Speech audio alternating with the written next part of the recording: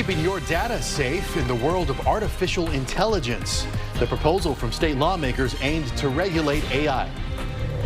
We're seeing clear conditions now after showers and thunderstorms picked up out towards Houston. So what does that mean for us over the next few days leading into the new year? More details on your first warning weather. I do apologize to all the Texas fans for not having Bevo at the game. And a conversation with the CEO of the Peach Bowl and the reason Bevo won't be present at the game. Thanks so much for joining us. I'm Jennifer Sanders. I'm Daniel Marin. Regulating artificial intelligence in Texas. That's the proposal in a new bill from a state lawmaker. And as KXAN Sarah Alshay explains, it wants to establish oversight of AI, hoping to protect data and prevent bias.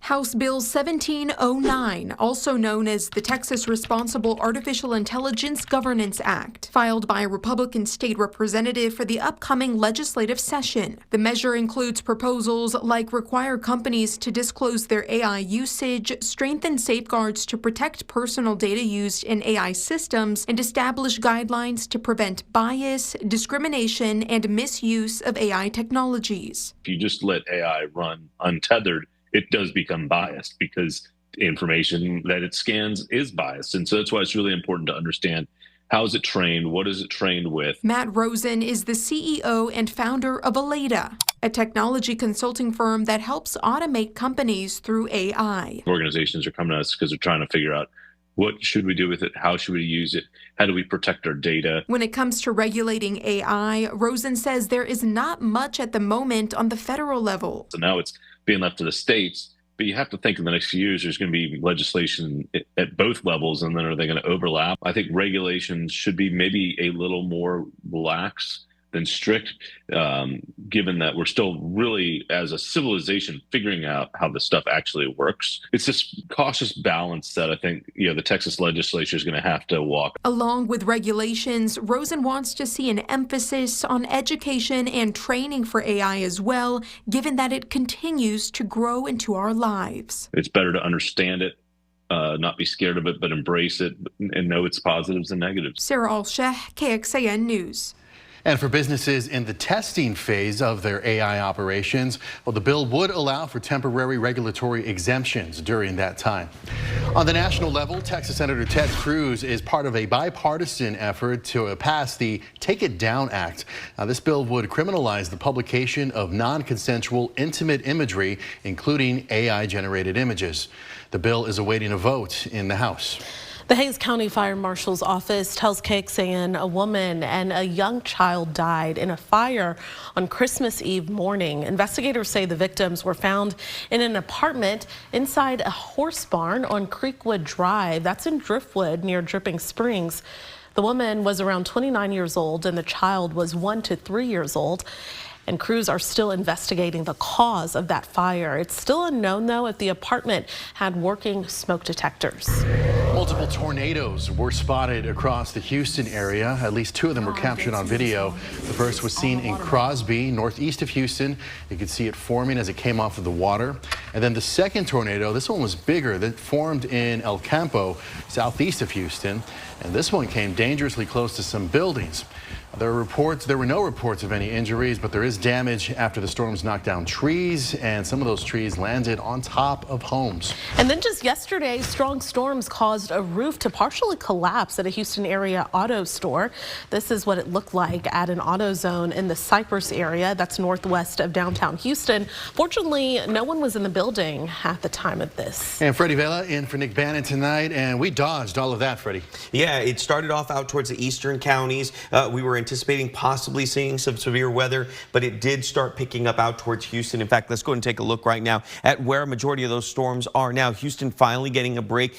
Multiple tornado warnings that had popped up throughout the day. Severe thunderstorm warnings that had popped up as well. And now we're seeing some flood warnings, and that's leading out towards Louisiana as well. Back here at home, though, clear skies. Any of the rain that we did see was mostly out towards the easternmost part of the eastern counties, with some areas seeing getting about half an inch of rain or more. Current temperatures at this point dropping down into the 40s out towards the hill country. 45 in Fredericksburg, 48 now in Dripping Springs. Austin still at 56, but LaGrange, Bastrop, Flatonia all at around 57 degrees. Winds have also calmed down. This is going to be the key factor for tonight, with the winds finally settling down. That's going to allow for our temperatures to drop pretty quickly. This is dry air that we're dealing with right now.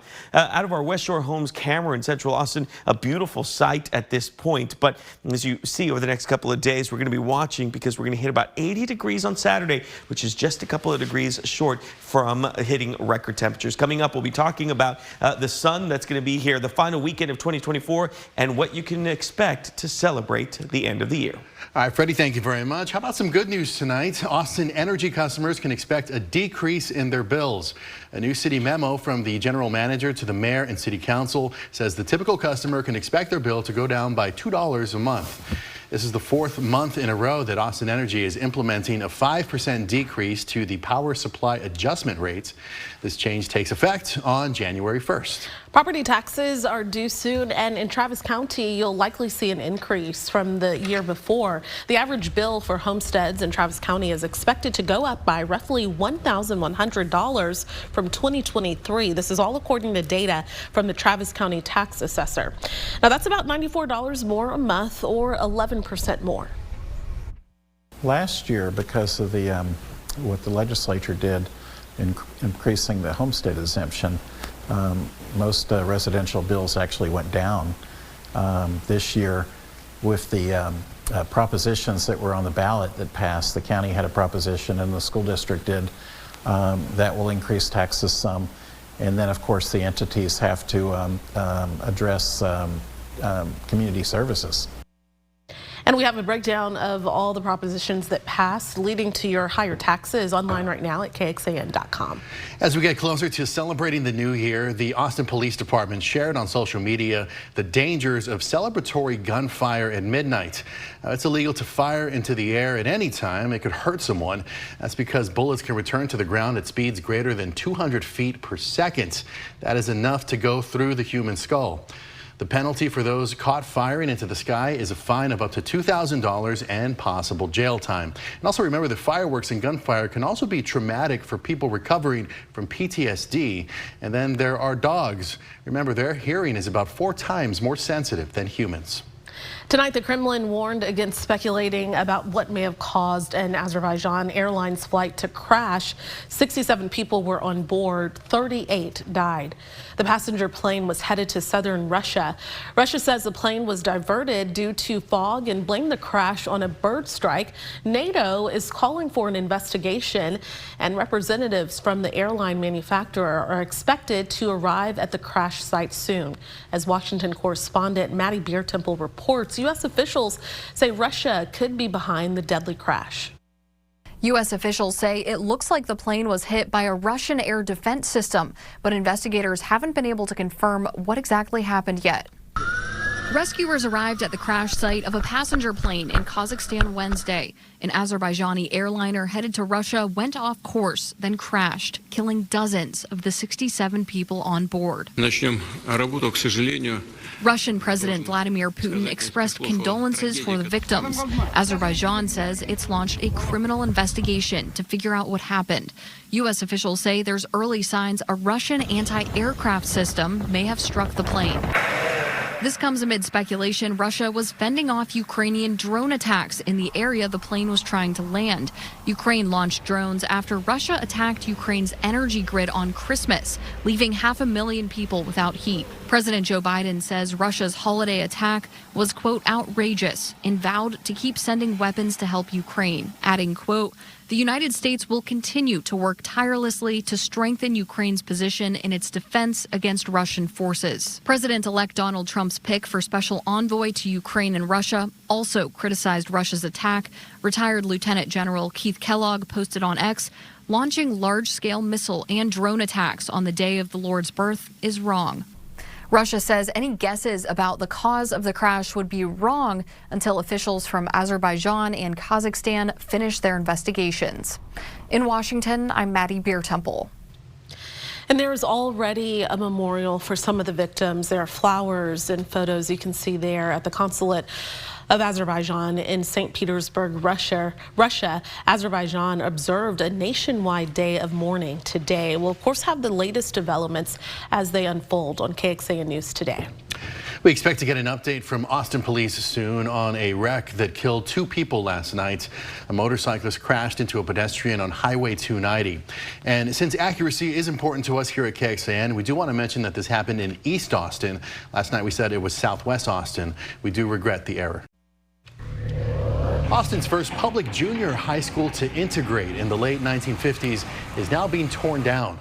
It's on the UT campus and eventually will become a new football practice facility. And Nabil Ramadna spoke with former students who say they're sad to see it go. In August, one final reunion at University Junior High School. When I heard it was going to be demolished, we said, hurry, let's come and have our picture taken. Former students took pictures and shared memories about the school they once attended. We were blue and gold. The mascot was Eagles. The school became the first junior high school in Austin to integrate in the 1950s. That's according to the National Register. And most recently, the building housed the Steve Hicks School of Social Work. Now, the area here looks much different than it did the last time we were here. The area out in front covered in trees, but now that's all gone. And as you can see, demolition is underway. It is a little sad. I think the building held so many memories. Mary Ritalik stopped by in August. I'm okay with moving forward. I'm so glad we visited and had the interview and had the good pictures. Pictures that will last. But as for stopping by again, it's gone now. So I kind of don't need to see that it's gone. You know, I needed to see it when it was alive and well, but I kind of don't need to see it now. Nabil Ramadna, KXAN News. A local grassroots group called Save the Past for the Future was formed last year to stop the building demolition and preserve University Junior High School.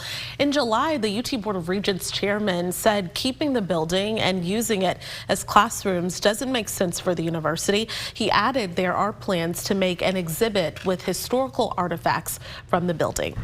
And going in depth on this, the Texas Historical Commission approved a state antiquities landmark status for this building in July.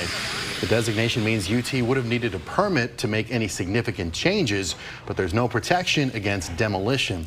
Now, there are other sites in Austin with the same landmark status, including the Barton Springs Bathhouse, the Governor's Mansion, and of course the Capitol Building. Now, that new football facility that's going to replace the school, that's also going to replace the Frank Denius Fields and the Bubble. It's not going to knock it down, but it's going to be the new facility as the Longhorns' primary practice area. It's going to include an indoor and outdoor practice space, a 3-lane track, drill space for the linemen, a hospitality area, and parking. The new year will bring over a dozen new routes scheduled from Austin's airport. Delta will start nonstop flights to New Orleans in February, to Panama City, Florida in March, then Indianapolis, Jacksonville, and Memphis in May, and San Francisco and Tampa in June. Also in March, Frontier Airlines will begin flying to Chicago and Orlando, Phoenix and Cincinnati. Southwest will have routes to Milwaukee and Reno, and Canadian airline WestJet begins service to Vancouver in May. Some new flights are seasonal and some are year-round. We do have a list for you at KXAN.com. Well, now to next week's Peach Bowl, Texas versus Arizona State in the college football playoffs. The big question tonight, what about Bevo? Peach Bowl president and CEO Gary Stokan says he keeps getting questions about why the beloved real-life mascot has been banned from the game. When I was at the game on Saturday, the security for Bevo came up and asked me. The guy that runs the Bevo format came up and asked me. The guy's wife that runs Bevo came up and asked me. And then all the guys that were around handling Bevo asked me. So, yeah, it's I think that's a more relevant question for a lot of fans than the actual game, I think. Okay, Stokan says the decision to bar Bevo is about safety. I do apologize to all the Texas fans for not having Bevo at the game. The sidelines at Mercedes-Benz are really tight with the jib cameras that drive up and down from ESPN on the sidelines, with the cheerleaders, with the photographers, with the teams and you know their staffs that are on the sidelines. It's just really difficult to fit Bevo in there. The nearly 2,000-pound Longhorn also wasn't allowed at the SEC championship game earlier this month. The Peach Bowl is New Year's Day in Atlanta.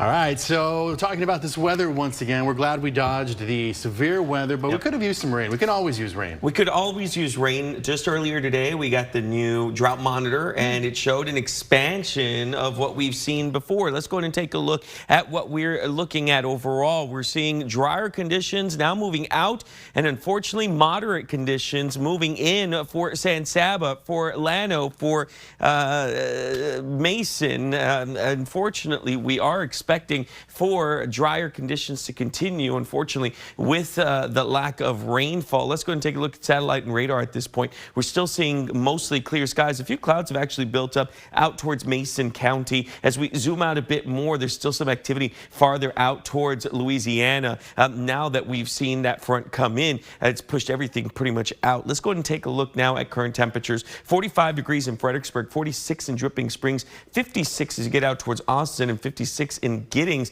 Pollen count to cedar in the medium category and mold in the low category. We have an upward trend for cedar and a downward trend for mold. But even as we go throughout the evening tonight, we're expecting for mostly clear skies. A few more clouds may roll in tomorrow, but it's going to be calm overall. Unfortunately, with the sunshine coming in, the winds shifting just a bit, we're noticing temperatures sitting back up, especially for Saturday and for Monday as well.